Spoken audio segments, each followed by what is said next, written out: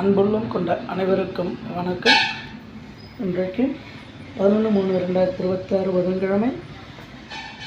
இன்றைய தேதியில்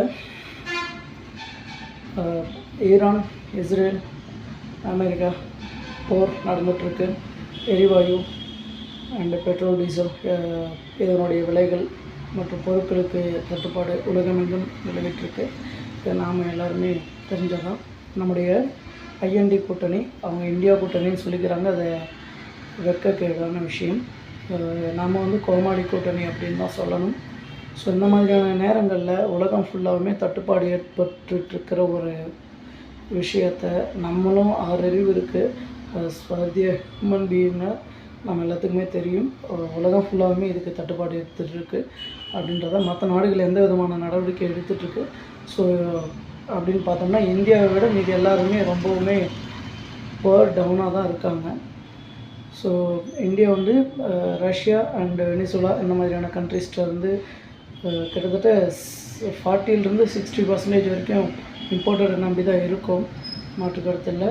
ஸோ அதுக்கான ஆல்டர்னேட்டிவாக தான் நம்ம ரஷ்யாவிட்டிருந்து ஆல்ரெடி வாங்கிட்டு இருக்கிறத இன்க்ரீஸ் பண்ணுறோம். வெனிசுலாவிட்டிருந்து வாங்கிறதுக்காக இந்தியன் கவர்மெண்ட் ஸ்டெப் ஃபார்வேர்டு எடுத்து வச்சிட்ருக்காங்க. அதுக்கான பேச்சுவார்த்தைகள் போயிட்டுருக்கு அப்படின்றது நமக்கு தெரிய வருது. ஸோ நமக்கு ஜென்ரலாக தெரிஞ்ச எந்த ஒரு விஷயம் கூட நம்ம கோமாளி கூட்டணியில் இருக்கிறவங்களுக்கு தெரியலை.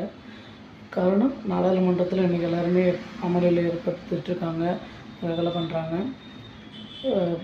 ஓகே, இவங்க கேள்வி கேட்கக்கூடாதா அப்படின்னா கேள்வி கேட்கலாம். பட் உலகம் ஃபுல்லாக நிலவிட்டுருக்கிற இந்த ஒரு சுச்சுவேஷனுக்கு நீங்கள் என்ன பண்ண போகிறீங்க? மக்கள் எந்த விதத்துலையும் பாதிக்காத அளவுக்கு இந்த அரசாங்கம், மத்திய அரசாங்கம் போதுமான நடவடிக்கைகளை எடுக்கணும் அப்படின்னு சொல்லி இன்றைக்கி கோரிக்கை வைக்கலாம்.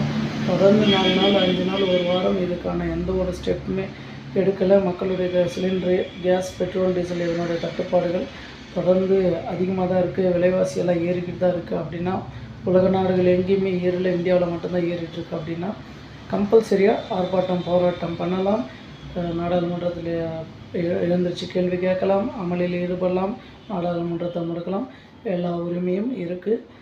நமக்கெல்லாம் எதுவும் தெரியாது அப்படின்னு நினச்சிக்கிட்டு சென்ட்ரல் கவர்மெண்ட்டை ப்ளேம் பண்ணுறோன்ற ஒரே மோட்டிவேஷனை வச்சுக்கிட்டு உலகம் முழுக்க இருக்கக்கூடிய நம்ம எல்லாருமே தெரிஞ்ச ஒரு விஷயத்தை வச்சு எப்படி பாலிட்டிக்ஸ் மூவ் பண்ணுறாங்க, கேம் ப்ளே பண்ணுறாங்கன்றத நினச்சி பார்த்தா ரொம்பவுமே சங்கடமாக தான் இருக்குது.